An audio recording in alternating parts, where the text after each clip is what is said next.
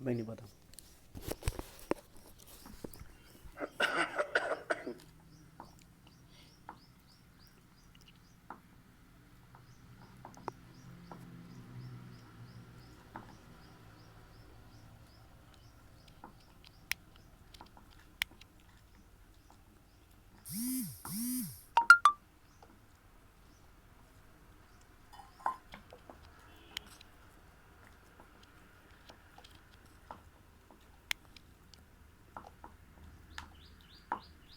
Okay, अब ये वो सीड बन रहा था, ठीक है, आवाज सबको आ रही है? ठीक है, अब ये सीड बन रहा था, तो जो सीड होता है ना, आवाज आ रही है सबको? हाँ, अब वो जो सीड बना ना, वो जो एंथर वहां से गिरा, किसके ऊपर? स्टिग्मा के ऊपर। एंथर वहां से स्टिग्मा के ऊपर गिरा, वहां पे उसने जाकर ओवीडी में जाके ओव्यूल के साथ फर्टिलाइजेशन की और सीड बना। जब वो सीड बन रहा था ना, तो वहां पर क्या चला गया था? वहां तो माइसीलिया वो चला गया था, माइसीलियम चला गया था, अभी बताया ना भाई आपको मैंने कि माइसीलियम चला गया। तो फिर क्या होगा? वो माइसीलियम वहां पर ऑलरेडी पहुंच जाएगा। और मैंने आपको बताया, अगर आप इस सीड के स्ट्रक्चर को देखें, तो सीड में एक फूड पार्ट होता है जिसे हम एंडोस्पर्म कहते हैं, ठीक है, वो पार्ट नजर आ रहा है आपको, अगर आप देखें यहाँ पे तो आपको नजर आ रहा होगा सबको, ठीक है। उसके नीचे प्लूम्यूल है, रेडिकल है, और वो नीचे स्कूटैलम है। स्कूटैलम वो रीजन है जहां पर वो जो माइसीलिया था डॉर्मेंट कंडीशन में वहां पे इनएक्टिव फॉर्म में वेट करता है, ओवर विंटर कर लेता है। ओवर विंटर का मतलब ये हुआ कि वहां पर वो ओवर विंटर करेगा, और नेक्स्ट सीजन तक ये सीड जब दोबारा, अब इसे कवरिंग हो गई है, टेस्टा है जिसे हम टेस्टा कहते हैं, कवरिंग को टेस्टा कहते हैं। अब क्या होगा कि नेक्स्ट सीजन में जब ये सीड इन्फेक्टेड करने को अब यूज करेंगे सो करने के लिए, तो इसके अंदर ऑलरेडी क्या स्कूटैलम में क्या चीज है? इसके स्कूटैलम में क्या है बोला? माइसीलिया, इनएक्टिव माइसीलिया, वो जर्मिनेट करना शुरू करेगा। जब एक्टिव होगा, सीड एक्टिव होगा, तो वहां से सीड ग्रो तो करेगा, फिर कितने बनी साथ साथ माइसीलिया भी ग्रो करना शुरू करेगा, यहाँ फिर वो ठीक है। चौथी लिया के और तीनों उसके बनी बाद सबसे इकट्ठियाँ पहले कर क्या दी। बनती हैं? कॉटिलीडन बनती हैं, ये नीचे कॉटिलीडन नजर आ रही होंगी आपको, इस तरह से सिस्टम बनता है, ठीक है। मैं यहाँ पे आपको एक और भी दिखाता हूँ।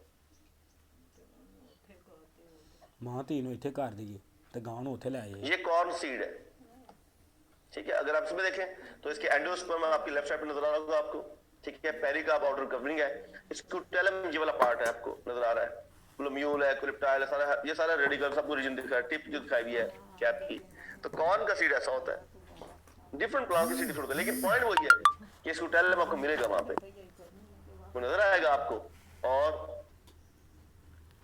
अभी बताया है अभी, अच्छा दोबारा एक और दोबारा बताओ, ठहर जाओ ठहर जाओ ठहर जाओ ठहर जाओ ठहर, इसने क्वेश्चन ही ऐसा कर दिया, दोबारा से इसको बताओ।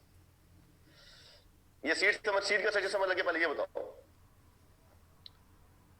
सीड का सही समझ लग गया?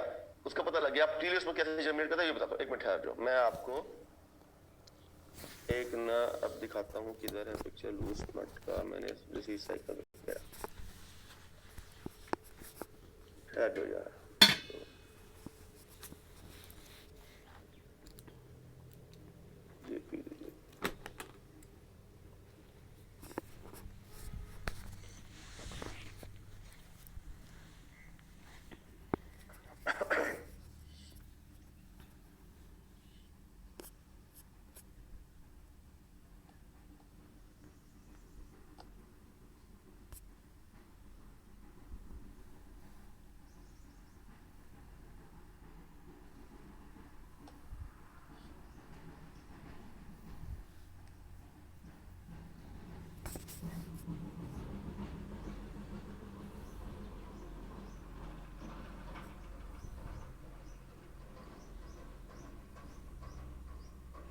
जी, आप सबको नजर आ रहा होगा आपके सामने एक कुछ पिक्चर नजर आ रही होगी, एक अजीब सा एक कुछ नजर आ रहा है, नजर आ रहा है कुछ?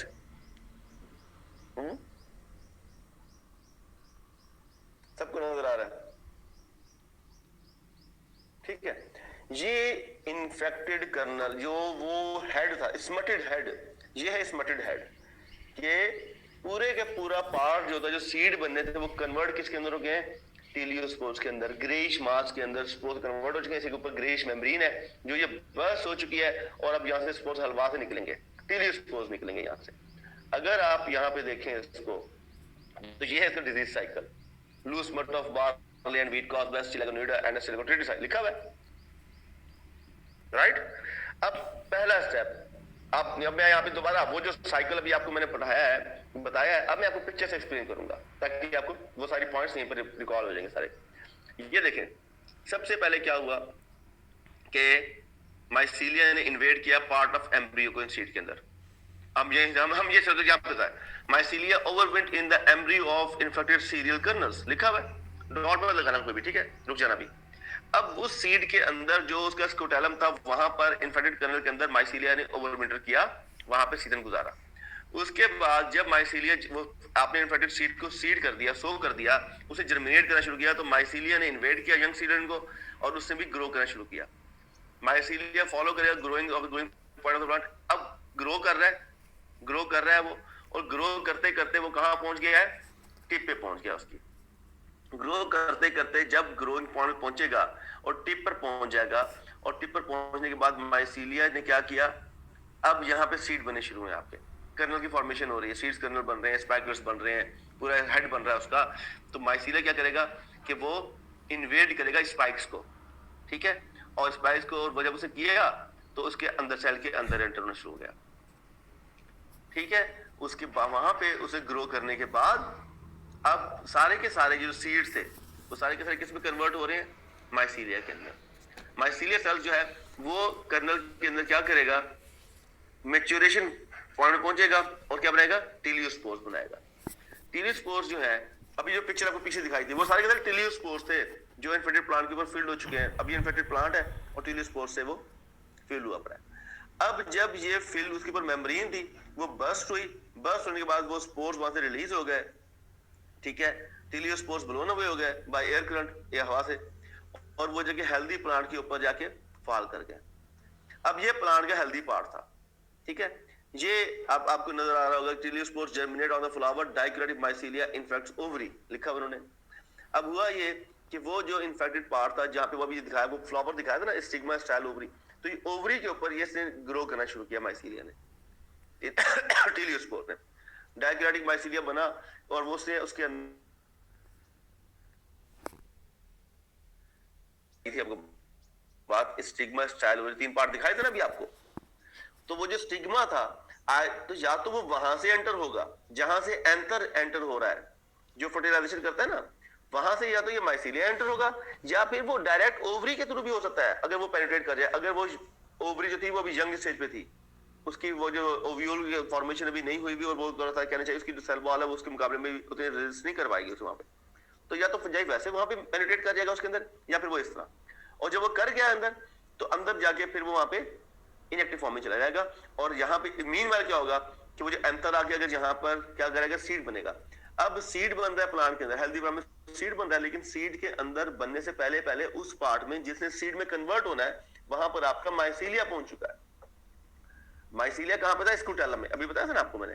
तो वो लिखा हुआ mycelium invades part of embryo in the seed, part of embryo scutellum में जो दिखाया भी मैंने, तो वहां पर वो माइसीलिया इन्वेड कर गया, बैठ गया, अब सीड बन गया, अब वो सीड रेडी। अब सीड कवरिंग है, सीड के अंदर थोड़ा सा माइसीलिया इनएक्टिव फॉर्म में, डोरमेंसी में चला गया है।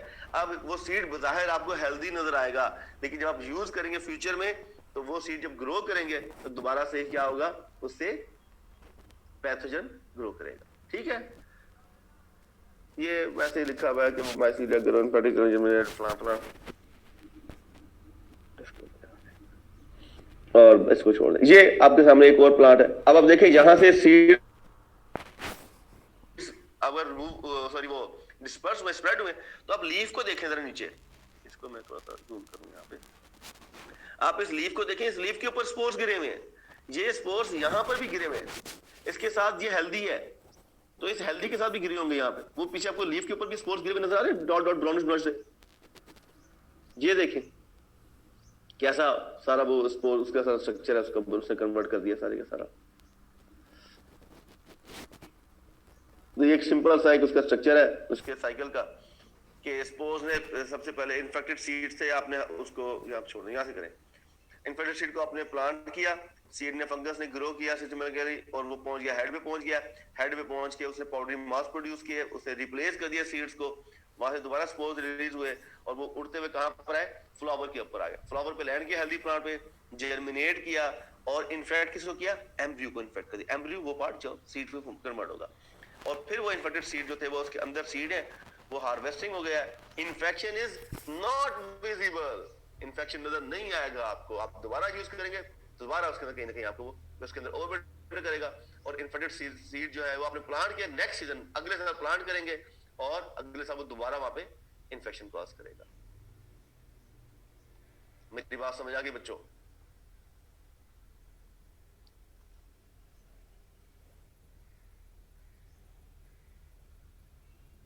कोई बात?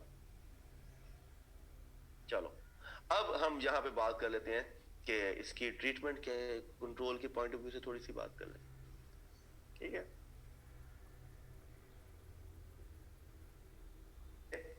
कुछ केमिकल्स हैं, कुछ वैसे। पता नहीं कितनी आईडी है तो शाम की चार आईडी से लॉगिन कर रहा है, पता नहीं 4 बार का लॉगिन कर रहा है। तो इसमें कुछ पॉइंट्स हैं। सबसे पहला पॉइंट तो यह है कि आप जो इन्फेक्टेड सीड्स हैं उनको किसी केमिकल से ट्रीट करें प्लांटेशन से पहले, ठीक है? वो केमिकल्स क्या होता है, सीड्स एब्जॉर्ब कर लेता है और वो सिस्टमेटिकली जब सीड ग्रो करता है ना तो वहां पे उस फंजाई को, वो जो पैथोजन है हमारा, उसे किल कर देता है। उसमें सबसे जो कॉमन है वो कार्बोक्सिन है, मैं वर्ड लिख देता हूँ, कार्बोक्सिन लिख देता हूँ यहाँ पे, CRBOX, ठीक है? बहुत कॉमन यूज होती है कार्बोक्सिन, ठीक है? इसके लिए लेकिन अगर मैं इस केमिकल के पॉइंट से अलग हट की तरह बात करूं तो सीड ट्रीटमेंट करनी, मैंने इससे बेहतर नहीं कि मैं वो सीड यूज करूं जो सर्टिफाइड हो, जो स्मट फ्री सीड हो सीडिंग के लिए, उसे यूज करें आप। पहली बात तो ये हेल्दी सीड यूज करें आप, इन्फेक्टेड सीड ना हो, पहली बात तो ये। दूसरी बात ये कि आपने अगर अल्लाह अकबर 1 2 3 एहतशाम रब्बना एहतशाम रब्बना एहतशाम रब्बना एहतशाम रब्बना। इसके बाद ये कि इसका एक और तरीका भी ये है कि आप सीड को ट्रीट करें हॉट वाटर से। मैं यहाँ लिख देता हूँ हॉट वाटर। हॉट वाटर से ट्रीटमेंट का मतलब क्या है? हॉट वाटर का मतलब ये होता है कि मैंने सीड लिया, सुनिएगा बात, गौर से सुनिए बात, नोट करें, सच्चे तरीके से याद भी कर लें। हॉट वाटर का मतलब है मैंने गर्म पानी लिया, मैंने क्या किया कि सीड्स को सोक कर देना है। मैंने एक ऐसे बैग के अंदर जिसमें वाटर का जो टेम्परेचर वो तकरीबन 20 डिग्री सेल्सियस हो, 20 डिग्री सेल्सियस टेम्परेचर पे वाटर को लिया मैंने, और मैंने एक बैग ले लिया या कोई भी मेरे पास पॉट था, जैसा भी जो भी जिस भी तरीके के वो होते हैं, व्हाइट कलर के बैग जैसे होते हैं। जावेद इस क्लास में आया, पिछली क्लास में नहीं था, 44, ठीक है? तो उनको फिर उसको मैंने सीड लिया और उस बैग समेत उसको मैंने एक पॉट के अंदर वाटर के अंदर वहां पे सो कर दिया। पर्पस ये होता है कि जो माइसीलिया होता है ना, जब उसको मॉइस्चर मिलता है तो वो एक्टिवेट हो जाता है। मैंने बताया ना आपको कि माइसीलिया ह्यूमिड वेदर के अंदर, ह्यूमिड रीजन के अंदर ये जो इनफेक्ट डिजीज ज्यादा कॉज होती है, तो माइसीलिया जब जर्मिनेट करेगा ना, ठीक है, तो जर्मिनेशन वहां पे हो गई। 5 घंटे के लिए मैंने सो करना है वहां पे पहले स्टेप में। उसके बाद मैंने वहां से उसको निकाल लेना है, सीड्स को ड्रेन करना है 1 मिनट के लिए, और फिर सीड्स को डिप कर देना है वाटर के अंदर जिसका टेम्परेचर होगा 49 डिग्री सेल्सियस। क्या टेम्परेचर होगा? 49 डिग्री सेल्सियस। उस वाटर में उसको डिप कर देना है। लेकिन पहले मैंने डिप किया था 5 घंटे के लिए। कार्बोक्सिन जाहिर है सारे ही हैं, कौन सा केमिकल एनवायरनमेंट के लिए टॉक्सिक नहीं है। मैंने ये कार्बोक्सिन हमने स्प्रे नहीं करना था, मैंने कार्बोक्सिन के लिए क्या किया था कि उसको सीड में डिप करना है और डिप करने के बाद वो सीड ट्रीटमेंट करनी होती है सीड्स की। उसके बाद फिर हम ट्रीटमेंट के बाद को यूज करते हैं सोइंग के लिए। जब सोइंग से पहले ऐसे रैंडमली मैंने यूज किया उसके बेसिकली इसके ना कुछ डेरिवेटिव्स हैं। कार्बोक्सिन जो है ना एक केमिकल है, इसे कार्बोक्सिनल कहते हैं, डेरिवेटिव्स कहते हैं इसके, हम उसको यूज करते हैं। केमिकल तो जाहिर टॉक्सिक, सारी केमिकल टॉक्सिक है भाई, कोई केमिकल ऐसा नहीं है जो एनवायरमेंटली टॉक्सिक ना हो। हमने लेकिन उस तरह डायरेक्टली यूज नहीं करना, हमने से कुछ डेरिवेटिव्स हैं, उसे कुछ फॉर्मुलेशन बनाई दिया है जिसको यूज किया जाता है। वो बेसिकली वाइटावेक्स है, एक ना फंजीसाइड के नाम से आती है वो, ठीक है, उसको यूज किया जाता है अपने सीड ट्रीटमेंट के लिए यूज किया जाता है। वाइटावेक्स के नाम से आती है, वो डेरिवेटिव है। हम कार्बोक्सिल केमिकल, वो क्योंकि कार्बोक्सिल तो मैं इसलिए कार्बोक्सिल केमिकल के नाम लिख दिया मैंने आपको, ठीक है। आप वाइटावेक्स याद कर लीजिएगा, वाइटावेक्स का केमिकल है जो यूज करता है सीड ट्रीटमेंट के लिए। वो उसके अंदर कार्बोक्सिल कुछ अमाउंट लेके उसके डेरिवेटिव्स बनाए गए हैं और फिर उनको यूज किया जाता है सीड ट्रीटमेंट के लिए। लेकिन क्योंकि मेन कंपोनेंट कार्बोक्सिन है जो बेसिकली जो कि किल करता है फंजाई को, इसलिए मैंने कार्बोक्सिन का नाम लिख दिया। ओके, सो अब दोबारा हॉट वाटर ट्रीटमेंट पे, पहले आपने डिप किया 5 घंटे के लिए 20 डिग्री सेल्सियस पे, फिर आपने निकाला 1 मिनट के लिए ड्रेन किया, फिर आपने डिप किया 49 डिग्री सेल्सियस पे जो वाटर था उसके अंदर 1 मिनट के लिए। 49 डिग्री सेल्सियस टेम्परेचर था वाटर का, ठीक है, 49, और डिप कर रहे हैं आप कितने देर के लिए? 1 मिनट के लिए। और फिर इमीडिएटली आप उसको डिप करेंगे अगेन वाटर के अंदर, एक और वाटर का पॉट के अंदर जिसका टेम्परेचर हो 52 degree Celsius for 11 minute. 11 minute के लिए उसके अंदर डिप कर देंगे, ठीक है। और इमीडिएटली उसके फौरन बाद आप सीड को प्लेस करेंगे कोल्ड वाटर के अंदर। कोल्ड का मतलब अगेन वो 20-22 के दरमियान टेम्परेचर उसका, ठीक है, बल्कि 10-12 डिग्री सेल्सियस टेम्परेचर हो। कोल्ड वाटर में डिप करेंगे ताकि वो सीड कोल्ड हो जाए। फिर हम सीड्स को ड्राई करेंगे, फिर उन सीड को यूज करेंगे। बात समझे कि नहीं आई? अब उसके दौरान पहले क्योंकि माइसीलिया जर्मिनेट हुआ था, फिर हॉट वाटर पे उसको किल किया मैंने और इमीडिएट 11 मिनट के लिए रखा, और फिर जब कूल किया तो वहां से मेरे चांसेस है कि वहां पे अब सिर्फ वही सीड जर्मिनेट, इसमें जर्मिनेशन रेट कम हो जाएगा। हॉट वाटर ट्रीटमेंट के बाद जर्मिनेशन रेट कम हो जाता है अगर मैं सीड्स को करूं, लेकिन इन्फेक्टेड कर्नल जो हो गए वो जब अगर ग्रो करेंगे तो वहां पे माइसीलिया किल हो चुका होगा, क्योंकि मैंने माइसीलिया को जर्मिनेट करके हॉट वाटर से तो किल कर दिया है। बात समझ आ गई सबको?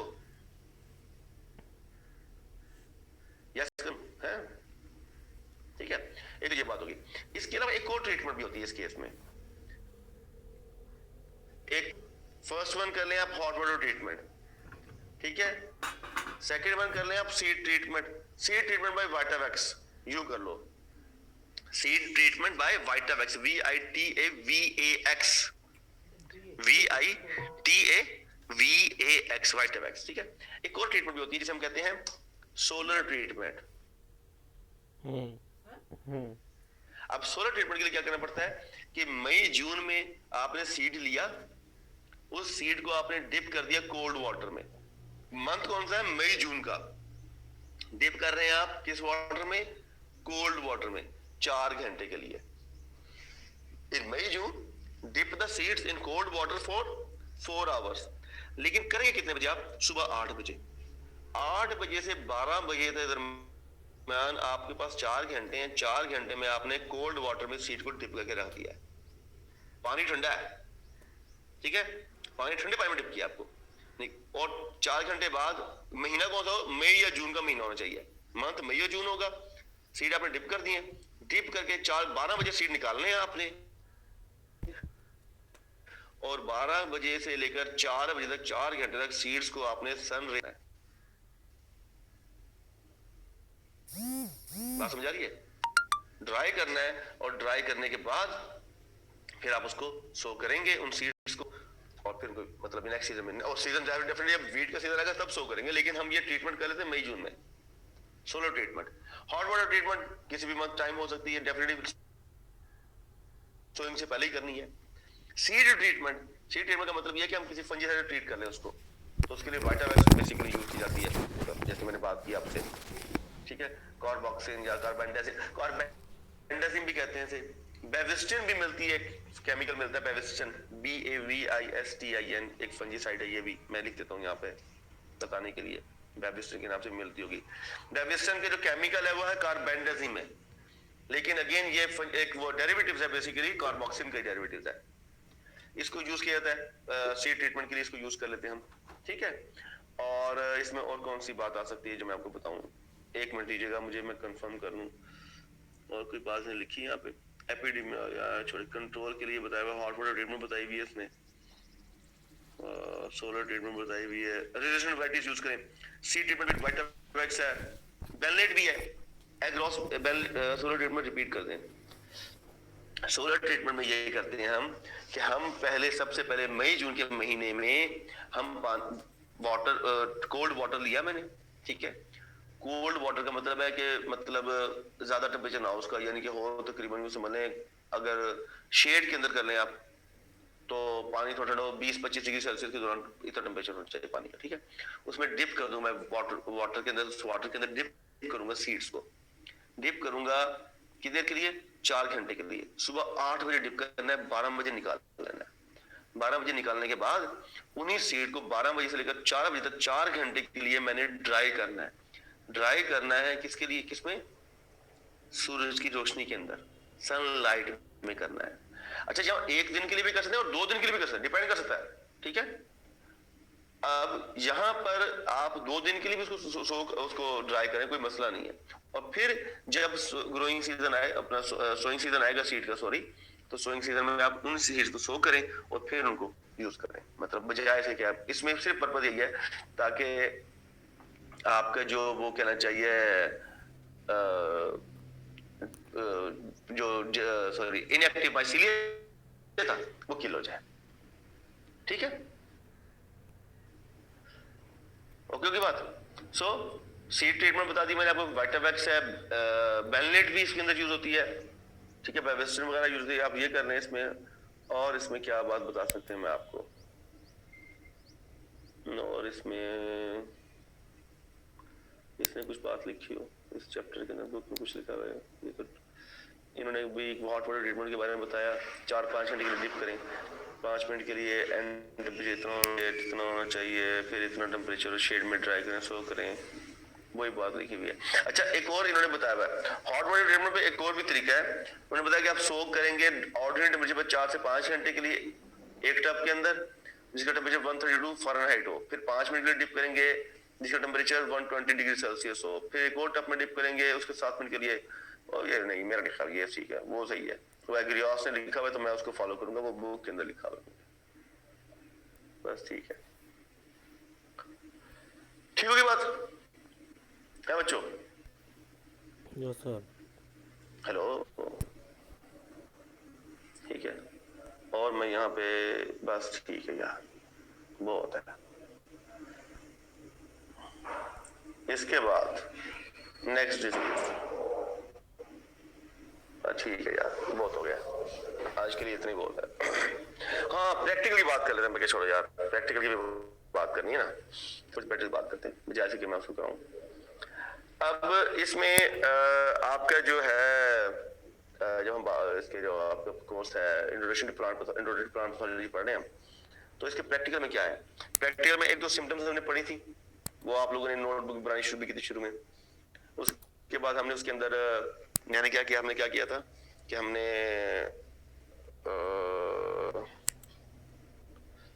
क्या था बोला, वो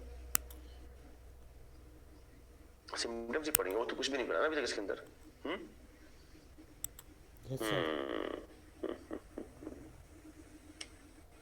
यही था, हाँ यही था। ओके, फिर हम एक काम करते हैं, ठहरो, फिर एक और हम चेंज करते हैं सारे सिनेरियो को। हम ये करते हैं कि मैं आपको एक टॉपिक देता हूँ, पढ़ाता हूँ टॉपिक, आपने खुद ही इसके ऊपर लिख लेना है। आप सुन लीजिएगा मुझसे और समझ लीजिएगा कि ये है क्या, क्या करते हैं इसके अंदर, कैसे करते हैं। तो आप उसको, ये कौन सा बच्चा आ गया, मोहम्मद अकबर साहब तशरीफ लाए हैं, पिछली क्लास में नहीं था, ठीक है, याद है मुझे, बच्चों के नाम याद है मुझे, ना समझना कि मुझे पता नहीं लगेगा। अभी मैं अटेंडेंस लगाऊंगा तो बता दूंगा सबको। मैं आपको मैं बता रहा हूँ कॉज पोस्टुलेट्स के बारे में, ये प्रैक्टिकल पॉइंट ऑफ व्यू से बात करें, लिख दे सर, ठीक है। कॉज पोस्टुलेट्स क्या है, ठीक है। बच्चे का फिर को और आ गया। फिर कॉच पोस्टुलेट बेसिकली एक साइंटिस्ट है, रॉबर्ट कॉच, ठीक है, एक मेडिकल डॉक्टर थे, बैक्टीरियोलॉजिस्ट थे बहुत मशहूर। तो इन्होंने एक डिजीज पे काम किया, बैक्टीरियल डिजीज पे काम, बैसिलस एंथ्रेक्स, जो एंथ्राक्स डिजीज का नाम सुना शायद आपने, उस पे काम किया। उन्होंने कुछ रूल्स बताए, उन रूल्स को बड़े फेमस माइक्रोबायोलॉजिस्ट थे लुइस पास्चर, उन्होंने कंफर्म किया। तो बहरहाल इन्होंने कुछ पोस्टुलेट्स बताए कि उनके कुछ पॉइंट्स हैं जिन पॉइंट्स की बेस पे हम हम ये कह सकते हैं कि इन पॉइंट्स की बेस पे ही ये शाम रबनवा इसका बड़ा मसला है। इन पॉइंट्स की बेस हम ये कह सकते हैं कि हम कंफर्म करते हैं कि क्या वही, हम कहते हैं ना कि भाई फलां पैथोजन, अभी मैंने बात की जैसे कि जो अस्टिलाइगोटिस है वो डिजीज कॉज करता है, कैसे कंफर्म की, कैसे कह सकता हूं कि मैं अस्टिलाइगोटिस कॉज करता है? अभी तो पता है ना, सबको पता है, लेकिन अगर कोई नया पैथोजन हो, कोई नई डिजीज आ जाए फील्ड में, कोई नया प्रॉब्लम आ जाए, फिर क्या करेंगे हम? फिर कैसे बताऊंगा मैं कि भाई ये डिजीज जो है ये तो इसी पैथोजन से कॉज हो रही है? ठीक है, हमें जो पैथोजेनिसिटी होती है, जो पैथोजेनिसिटी याद है, पैथोजेनिसिटी क्या होती है? Ability of pathogen to cause a disease, उसका प्रूफ देना पड़ता है हमें। प्लांट पैथोलॉजी में एक पैथोजन है वो डिजीज कॉज कर रहा है, एक इंसेक्ट है वो तो प्लांट में फीड करता नजर आ जाएगा आपको, आप आजकल इंसेक्ट ब्लड कर रहे हैं ना, नजर आता है आपको फील्ड में। एक फंजाई, वायरस, कोई बैक्टीरिया, वो तो नजर नहीं आएगा आपको। तो वो कैसे बताऊंगा कि मैं कि ये वायरल डिजीज है, ये बैक्टीरियल डिजीज है, ये फंगल डिजीज है? मेरी बात समझा रही सबको? सुन रहे हैं? तो अब मुझे उसके लिए कुछ ना कुछ करना पड़ेगा, कोई ऐसे एक्सपेरिमेंट करना पड़ेगा जिसकी वजह से मैं बता सकूं कि यही पैथोजन डिजीज कॉज करता है। रस के ऊपर फंजाई जिसने डिजीज कॉज की उसे ऐसे किया है, वीट के ऊपर उसने ऐसे किया है, स्मट ऐसे आ रही है, मैंगो पे कोई डिजीज आई तो ऐसे कैसे? तो बेसिकली जो रॉबर्ट कॉज थे, उन्होंने एक्सपीरियंस की बेस पे 1887 में 1887 के अंदर उन्होंने 4 स्टेप्स के कोई क्राइटेरिया बताए। उन्होंने कहा किसी भी माइक्रो ऑर्गेनिज्म को, चाहे वो प्लांट से हो, चाहे वो एनिमल से हो, चाहे ह्यूमन से हो, अगर वो डिजीज कॉज कर रहा है तो उसको ये 4 स्टेप्स प्रूव करने हैं आपको बताने के लिए।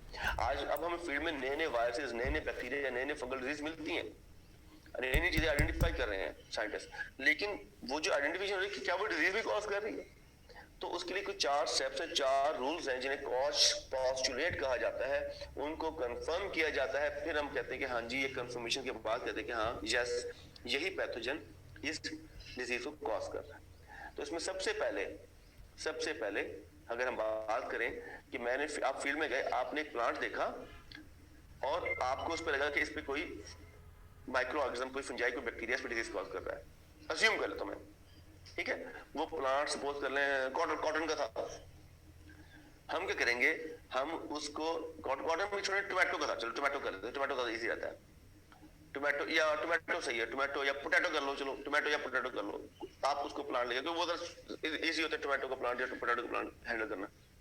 तो आप वो प्लांट लेकर आते हैं और उसमें से आपको लगता है कि इस पे कोई पैथोजन है, तो सबसे पहली बात, सबसे पहला पॉइंट, टोमेटो, चलो सामने के लिए टोमेटो सही है, ठीक है, तो हमने क्या करना है कि सबसे पहले उस प्लांट को एग्जामिन करना है, उस प्लांट से उस पैथोजन को आइसोलेट करना है। सबसे पहले जो सस्पेक्टेड कॉजल ऑर्गेनिज्म है, सस्पेक्टेड पैथोजन है, पहला पॉइंट तो यह है कि वो must be present in every disease plant. आपने 10 प्लांट टोमेटो के लिए, 10 प्लांट पे मुझे सिम्टम नजर आई है, कोई पर्टिकुलर सिम्टम नजर आई है, मैं अज्यूम कर रहा हूं कि ये फंजाई जो है वो ये 10 प्लांट पे डिजीज कॉज कर रही है, तो 10 के 10 प्लांट के ऊपर वो पर्टिकुलर सिम्टम नजर आने चाहिए और 10 के 10 प्लांट में वो पैथोजन प्रेजेंट होना चाहिए, फर्स्ट पॉइंट, ठीक है। सेकंड पॉइंट, 10 मिनट लगा कोई बात नहीं। सेकंड पॉइंट ये है कि वो सस्पेक्टेड कॉजल ऑर्गेनिज्म को, पैथोजन जो है, सस्पेक्टेड पैथोजन जो है, उसको उस डिजीज प्लांट से मैंने आइसोलेट करना है। टोमेटो के 10 प्लांट लेकर आया हूं मैं, टोमेटो के 10 प्लांट पे मुझे फंगल या बैक्टीरिया कोई भी पैथोजन नजर आ रहा है, मुझे उस पैथोजन को वहां से आइसोलेट करना है, 10 के 10 प्लांट से आइसोलेट करना है और उनको प्योर कल्चर पे ग्रो करना है। वो जो पीडीए, न्यूट्रन अगर मीडिया बनाते हैं ना, उस मीडिया पे उसको ग्रो करना है। ग्रो कर लिया आपने, ग्रो करके प्योरीफाई कर लिया, प्योरिफिकेशन, आइसोलेशन, सिलेक्शन, जो कुछ भी करके मेरे पास प्योर कल्चर आ गया उस पैथोजन का, आ गया कल्चर। सेकंड पॉइंट हो गया, आपने प्योर कल्चर की फॉर्म में उस पैथोजन को आइसोलेट कर लिया।